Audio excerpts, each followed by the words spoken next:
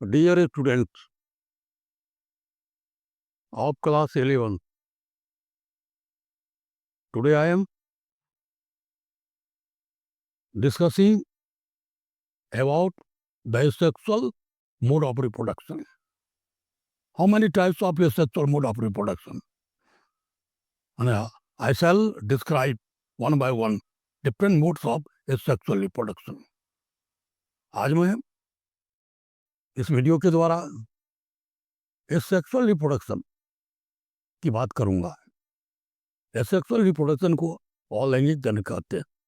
जैसा कि पूर्व के वीडियो में मैंने दोनों को डिफाइन किया, एसेक्सुअल रिप्रोडक्शन और सेक्सुअल रिप्रोडक्शन को।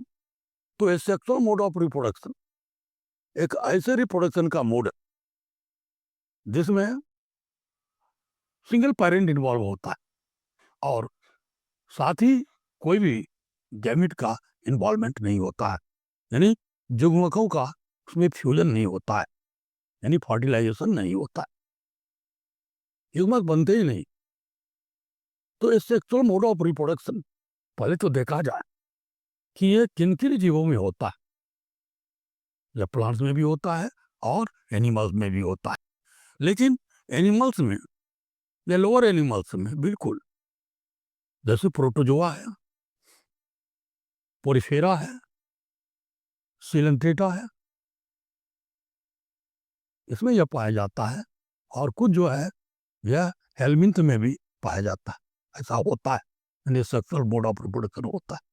और प्लांट में यह लोअर और हायर दोनों ही प्लांट में ये कॉमन होता है। एसेक्सुअल मोड ऑफ रिप्रोडक्शन के अतिरिक्त है ना, एसेक्सुअल मोड ऑफ रिप्रोडक्शन भी उसमें कॉमन है प्लांट में। इस तरह से एसेक्सुअल मोड ऑफ रिप्रोडक्शन में जैसा कि हमने जानते कि चूंकि सिंगल पेरेंट इसमें भाग लेते हैं, इसलिए क्या होता है, ऑफ स्प्रिंग जो होता है वह क्या होता है, पेरेंट के आइडेंटिकल सिमिलर होता है, और ऑफ स्प्रिंग जो होते हैं वो भी जेनेटिकली सिमिलर होते हैं। तो जेनेटिकली और morphologically similar individuals, similar of spring क्या कहलाता है, क्लोन कहलाता है। आप इसको समझेंगे, है ना, द जेनेटिकली एंड मॉर्फोलॉजिकली, है ना, offsprings are if similar then they are called clone, वो क्लोन कहलाता है। तो ये एसेक्सुअल मोड ऑफ रिप्रोडक्शन की मतलब क्या है, एडवांटेजेस कि सेक्सुअल मोड ऑफ रिप्रोडक्शन में वेरिएशंस नेग्लिजिबल होता है। जैसा कि इसके पूर्व वीडियो में मैंने बताया कि अगर हम शुगर के फील्ड को, खेत को जाते हैं, देखते हैं, ऑब्जर्व करते हैं, तो all the plants of sugarcane are same, वहां पर सेम नजर आएगा सभी प्लांट। लेकिन यह कह देना कि there is no variation completely in asexual reproduction occurs, it is not enough same, यह ऐसा कह देना यह पर्याप्त नहीं होगा कि एसेक्सुअल रिप्रोडक्शन में बिल्कुल ही वेरिएशंस नहीं होते। वेरिएशंस होते हैं, लेकिन वेरिएशन का जो क्वांटिटी है वह बहुत ही कम होता है। तो ये कब वेरिएशंस होते हैं, तो वेरिएशन होता है एनवायरनमेंट में। क्या होता है, एनवायरमेंटल फैक्टर के कारण, म्यूटेशन के कारण म्यूटेशन होता है। म्यूटेशन को उत्परिवर्तन कहते हैं। तो म्यूटेशन होते हैं और म्यूटेशन के कारण क्या होता है, तो उसमें वेरिएशंस आ जाते हैं। तो है ना, variations are also occur in asexual mode of reproduction. Asexual mode of reproduction में वेरिएशन होता है, लेकिन वेरिएशंस के जो क्वांटिटी है वह क्या है, बहुत ही मिनिमम होते हैं in comparison to sexual mode of reproduction. तो ये बातें रही एसेक्सुअल मोड ऑफ रिप्रोडक्शन किन जीवों में होता है और इसके एडवांटेजेस क्या है, इसको आपने समझ लिया। और क्या होता है, इसमें सेक्सुअल रिप्रोडक्शन वाले जीवों में मल्टीप्लिकेशन की दर तीव्र होती है और once a time numbers of individual are produce, एक ही समय में, है ना, काफी संख्या में ऑफस्प्रिंग जो है प्रोड्यूस्ड होते हैं। तो ये बात है ये सेक्सुअल मोड ऑफ रिप्रोडक्शन की हो गई। अब आप देखेंगे कि सेक्सुअल मोड ऑफ रिप्रोडक्शन के प्रकार कौन कौन से हैं, के टाइप कौन कौन है। तो पहला इसमें आता है फ्यूजन, फिर है बडिंग, फिर है फ्रेगमेंटेशन, फिर है रीजेनरेशन, फिर है स्पोरुलेशन और vegetative propagation, tissue culture. These are the various mode of asexual reproduction. ये सेक्सुअल रिप्रोडक्शन का वेरियस मोड है। आपको इन सबों को जानना है, अच्छे करने की दृष्टि से, अच्छी पढ़ाई के दृष्टिकोण से सभी मोड को जानना। तो पहला फ्यूजन को विखंडन कहते हैं। बर्निंग में कली का फॉर्मेशन होता है। फ्रेगमेंटेशन मतलब फ्रेगमेंट यानी टुकड़े से। रीजनरेशन मतलब पुनर्जनन होता है। स्पोरुलेशन है ना, बीजाणु का निर्माण होता है। वेजिटेटिव प्रोपगेशन ये वर्धी प्रजनन कहलाता है। और टिश्यू कल्चर ये उत्तक संवर्धन कहलाता है। तो ये different modes of sexual reproduction हो गया। अब आज हम बात करेंगे फिजन की। फिजन जो है सेक्सुअल मोड ऑफ रिप्रोडक्शन है, यह क्या है और यह कैसे होता है, इस पर हम विशेष चर्चा कर रहे हैं। तो देखेंगे फिजन के ये क्या होता है और ये किन जीवों में होता है की बात करेंगे। तो आइए फिजन क्या, अगर फिजन है यह mode of sexual reproduction in which single celled parent splits or divides two or more pieces and then each piece becomes grow as new organism or a new individual कहता है fission. यह अलैंगिक जनन की एक ऐसी प्रक्रिया है जिसमें मातृजीव एक कोशिकीय जीव क्या होता है दो और दो से अधिक खंडों में बढ़ जाते और पुनः प्रत्येक खंड जो है वह क्या करता है नए जीव में बदल जाता है। तो यह क्रिया फिजन कहलाता है। इसको विखंडन कहते हैं। और फिजन के भी कई प्रकार हैं। तो फिजन के जो प्रकार हैं उसमें नंबर एक पहला है बाइनरी फ्यूजन, दूसरा है मल्टीपल फ्यूजन और तीसरा है प्लाज्मोटोमी। यह तीन तरह का फ्यूजन होता है। तो आइए हम चर्चा करते पहले बाइनरी फ्यूजन पर।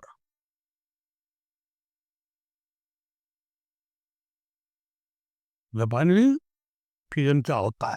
बाइनरी शब्द का मतलब होता है दो। तो ऐसे फ्यूजन की क्रिया, ऐसे अलैंगिक रिप्रोडक्शन प्रजनन जिसमें मातृजीवी जो है पेरेंट ऑर्गेनिज्म जो है वो क्या है यूनिसेलुलर पेरेंट, वह दो बराबर खंडों में विभक्त हो जाते और उसका प्रत्येक खंड जो है वह नए जीव में बदल जाते। तो इस क्रिया को फ्यूजन कहते हैं। जैसा कि आप यहाँ पर देख रहे कि एक मातृजीव, ये अमीबा के लिए फ्यूजन ही अमीबा। तो जरा देखिए, आप जानते हैं अमीबा यूनिसेलुलर ऑर्गेनिज्म है और बहुत कॉमन एग्जाम्पल है जीव विज्ञान में। तो ये अमीबा है, अमीबा का ये न्यूक्लियस और ये इसका प्लाज्मा मेम्ब्रेन हो गया और ये इसका क्रोमेटिन और ये सब क्या है न्यूक्लियोलाई। तो यहाँ पर क्या देख रहे हैं, अमीबा का डिवीजन होगा तो इसमें क्या देख रहे हैं, ये ट्राइपोलर का मतलब तीन पोल है किसका, स्पिंडल फाइबर, तर्क धागे। स्पिंडल फाइबर को कहते हैं तर्क धागे। आप सेल डिवीजन पढ़ेंगे तो इसमें, और या पढ़े होंगे 11 में सेल डिवीजन को, तो क्या है तर्क धागे का निर्माण होता है। तो यहाँ पर ट्राइपोलर मतलब त्रिध्रुवीय स्पिंडल फाइबर इसमें बना है, जैसा कि आप देख रहे चित्र में। है ना, ट्राइपोलर न्यूक्लियर स्पिंडल ये। और फिर यहाँ पर ट्राइपोलर से क्या हो गया, ये आधा आधा हो गया, और ये यूनिपोलर स्पिंडल फाइबर हो गया, ये यूनिपोलर ये यूनिपोलर, दो ग्रुप हो गया स्पिंडल फाइबर का और न्यूक्लियस लेकर के, न्यूक्लियाई को लेकर के। अब यहाँ पर ये डॉटर, अब ये क्या हो गया, डॉटर न्यूक्लियाई बन गया, ये भी डॉटर न्यूक्लियाई और ये भी daughter nuclei, two daughter nuclei बन गया, सेम तरीके का, सेम फॉर्म का। और ये डॉटर न्यूक्लियाई क्या हुआ, तो इसमें साइटोकाइनेसिस हो गया, यानी कोशिका द्रव्य का विभाजन हो गया। और पहले तो न्यूक्लियर, ये क्या देख रहे हैं आप, न्यूक्लियर डिवीजन हुआ, न्यूक्लियर डिवीजन के बाद ये साइटोकाइनेसिस हो गया, और इसमें साइटोप्लाज्म का डिवीजन हो गया, और साइटोप्लाज्म डिवीजन के साथ ये न्यूक्लियस और ये साइटोप्लाज्म मिल करके एक सेल बना दिया, और यहाँ पर भी देखते हैं एक सेल बन गया, एक सेल बन गया। तो इस तरह से अमीबा का यहाँ पर दो सेल बन गया, इसलिए इस दोनों को क्या कहा जाता है, डॉटर अमीबी कहा जाता है।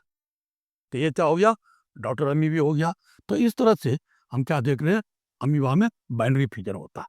बाइनरी का मतलब हुआ दो, जब एक मात्र जीव दो जीवों में बदल जाते हैं, एक मात्र जीव से दो जीव प्रोड्यूस होते हैं, तो वह क्या है, बाइनरी फिजन कहलाता है। तो बाइनरी फिजन का बेस्ट एग्जाम्पल हम अमीबा में यहाँ पर बोर्ड पर हम देख रहे हैं। अब आइए, बाइनरी फिजन यह जो है प्लेन के आधार पर तीन तरह का होता है। यह हो गया नंबर एक, सिंपल बाइनरी फिजन।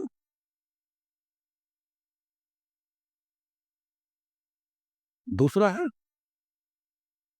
ट्रांसवर्स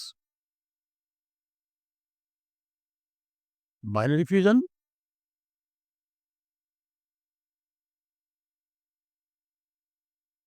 और तीसरा है longitudinal binary fission.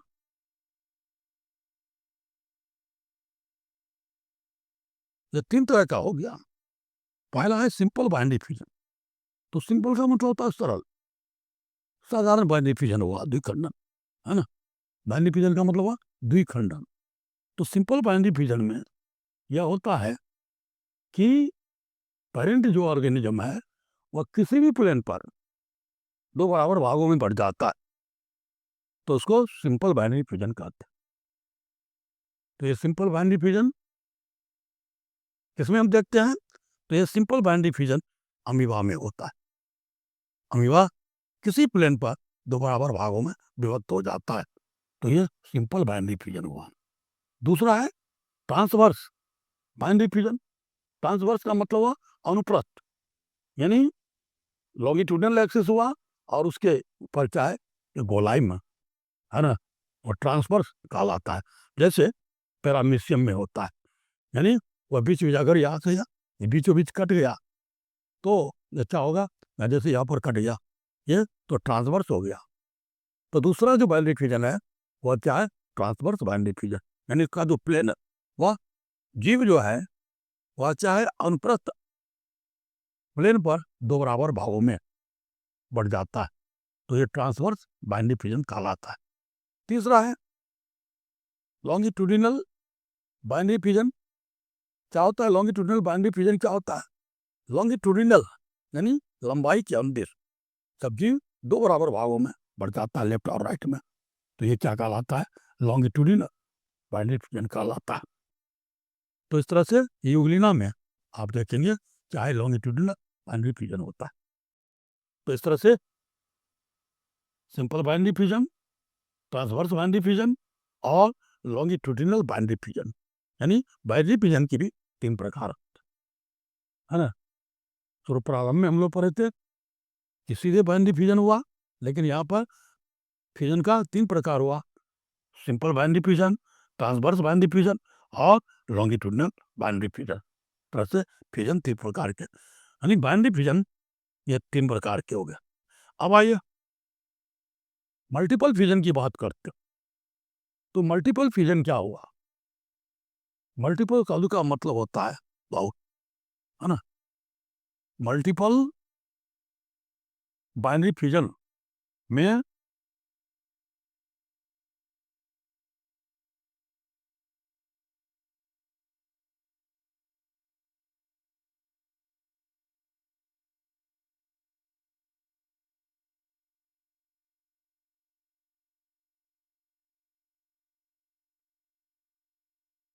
Multiple binary fusion का मतलब हुआ, है ना, बहुविभाजन। मतलब एक जो मातृ जीव है वह बढ़ कर के कई खंड में, टुकड़ों में विभक्त होता है और पुनः प्रत्येक टुकड़ा नए जीव के रूप में बदल जाता है। तो इस क्रिया को मल्टीपल फ्यूजन कहते हैं। तो मल्टीपल फ्यूजन होता कैसे, जरा देखेंगे कि मल्टीपल फ्यूजन में क्या होता है। एक मातृ जीव है, एक मातृ जीव है कोई। अब इसके अंदर जो न्यूक्लियस है, यह न्यूक्लियस डिवाइड करता, पहले लॉन्गिट्यूडनल फिर ट्रांसवर्स, और डिवाइड करके क्या होता है इसमें, यह मल्टी न्यूक्लिएटेड,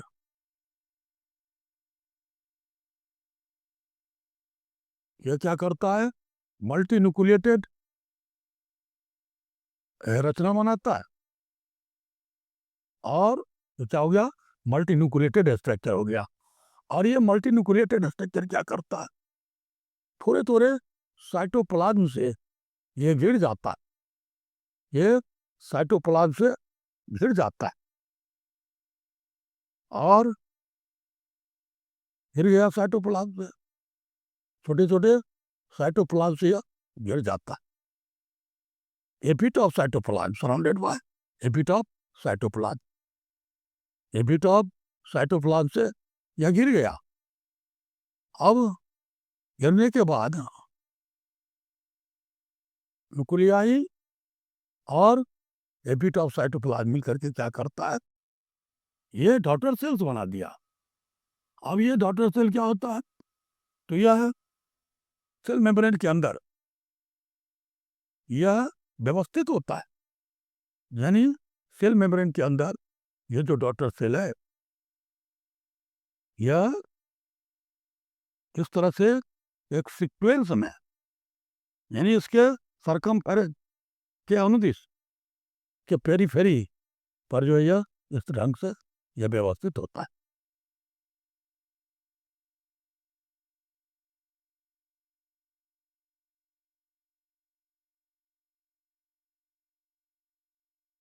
और ये सभी क्या हो गया, ये सभी हो गया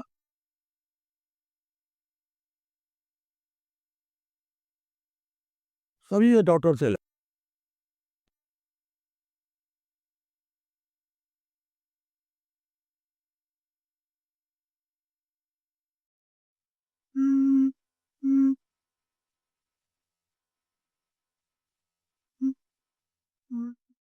ये सभी क्या है,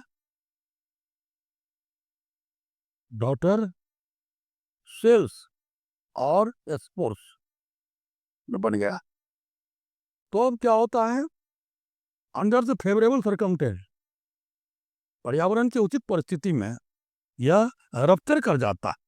अंडर फेवरेबल सरकमस्टेंस ये रप्चर कर गया, और ये सारे जो स्पोर्स है ये क्या होते हैं, ये बाहर आ जाते हैं, ये सारे स्पोर्स बाहर आ जाते हैं।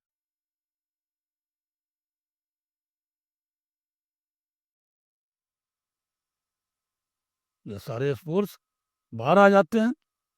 तो इस तरह से हम क्या देखते हैं, एक ही समय में बहुत सारे डॉटर सेल्स बन गए, और ये सभी डेवलप करके समयांतराल में, है ना, टाइम इंटरवल में ये क्या करेगा, नया जीव बना लेगा। ये become converted in the form of new organism after some times, इस तरह से होता है। तो इसका उदाहरण हम अमीबा में भी लेंगे। अमीबा में क्या होता है, यही चीज होता है अमीबा में। अमीबा में सिस्ट का निर्माण होता है, क्या है, 3 लेयर का ये जो मेम्ब्रेन है, ये 3 लेयर का बनता अमीबा में। 3 लेयर्ड मेम्ब्रेन, 3 लेयर का बनता है। और ये 3 लेयर का जो मेम्ब्रेन है ये क्या कहलाता है? सिस्ट कहलाता है। और इस क्रिया को है ना क्या कहते हैं? सिस्ट फॉर्मेशन कहते हैं, इंसिस्टेशन कहते हैं। सिस्ट फॉर्मेशन हो गया और ये क्या हो गया? सिस्ट हो गया। अब ये सिस्ट ये क्या अनफेवरेबल कंडीशन में इसको बनाए रखता है। से सारी विधि मल्टीपल फ्यूजन का है। मल्टीपल फ्यूजन हो गया और ये डॉटर सेल इसके अंदर है। और फेवरेबल कंडीशन में ये डॉटर सेल जो है इसका ये जो है क्या कहते हैं? पुटी या सिस्ट, ये सिस्ट जो है ये रप्चर कर जाता है। और सिस्ट के रप्चर करने के बाद सारे डॉटर सेल ये बाहर चले जाते हैं। ये चाहे सभी डॉटर अमीबी बन जाते हैं। ये क्या हो जाएंगे? डॉटर अमीबी। ये और डॉटर अमीबी हो गई। तो कहने का मतलब अरे डॉटर अमीबी, तो कहने का मतलब अमीबा में भी क्या होता है? मल्टीपल फ्यूजन होता है। और मल्टीपल फ्यूजन की यही विधि होती है। उसका जो सेल मेम्ब्रेन होता है वह सिस्ट के रूप में, पुटी के रूप में बदल जाता है, 3 लेयर का हो जाता है और अनफेवरेबल कंडीशन में इसको प्रोटेक्ट करता है। लेकिन सारी विधि यहाँ मल्टीपल फ्यूजन का होता है। और जब फेवरेबल समय आ जाता है तो क्या होता है? इसका ये जो सिस्ट है ये रप्चर कर जाता है, सारे डॉटर अमीबी बाहर आ जाते हैं। इस तरह से अमीबा में मल्टीपल फ्यूजन होता है। और फिर प्लाज्मोडियम का आप नाम सुने होंगे। प्लाज्मोडियम क्या है? वह मलेरियल पैरासाइट, वह भी प्रोटोजोआ है। और प्लाज्मोडियम में जो मल्टीपल फ्यूजन होता है वह साइजोन्ट कहलाता है। और उसमें जो विभाजन होने की जो क्रिया है मल्टीपल फ्यूजन की उसको साइजोगोनी कहते हैं। तो क्या होता है? बस उसमें भी सिस्ट का निर्माण हुआ और सिस्ट रप्चर करता और हजारों प्लाज्मोडियम बाहर आते और ब्लड में पाए जाते। इस तरह से क्या होता है? कम भी बुखार आता मलेरिया वाले को, कभी ज़्यादा लगता है। तो किसके कारण होता है? तो मलेरिया परजीवी प्लाज्मोडियम के कारण होता है। और प्लाज्मोडियम क्या है? ये मलेरिया पैरासाइट है और प्रोटोजोआ है। तो इतनी बातें आपने इसमें समझ गया। अब इसके बाद एक है, वह क्या है? प्लाज्मोटोमी। ये क्या है? वह है प्लाज्मोटोमी। ये तीसरा फ्यूजन की तीसरी विधि है प्लाज्मोटोमी। तो प्लाज्मोटोमी में कहता है कि मल्टी न्यूक्लिएटेड सेल क्या होता है? प्लाज्मोटोमी में मल्टी न्यूक्लिएटेड जो सेल्स है वह सेल्स डिवाइड कर जाता है और डिवाइड करके प्रत्येक से क्या होता? नया जीव बनाता है। और इस नए जीव में क्या होता है? धीरे धीरे है ना न्यूक्लियाई की संख्या जो है वह पूर्ण हो जाती है। इस तरह से प्लाज्मोटोमी होता है। तो ये जो है प्लाज्मोटोमी, ये ओपेलिना और पेलियोमिक्सा, ये 2 जीव है, इसमें क्या होता है? प्लाज्मोटोमी होता है। तो इस तरह से हमने विभिन्न प्रकार के जो ये सेक्सुअल रिप्रोडक्शन है उसका हम जो है नाम बताए और साथ ही हमने सेक्सुअल मोड ऑफ रिप्रोडक्शन पर आज मैंने फोकस किया। आप निश्चित रूप से सेक्सुअल मोड ऑफ रिप्रोडक्शन में जो फ्यूजन है इस पर मैंने आज बिल्कुल फोकस किया। आप जो है इस सारे वीडियो के अंतर्गत जो भी कंटेंट दिया गया वो सारे कंटेंट को देखिए, अंडरस्टैंड कीजिए और रिमेंबर कीजिए। मेरे इस चैनल को आप लाइक कीजिए और सब्सक्राइब कीजिए। धन्यवाद।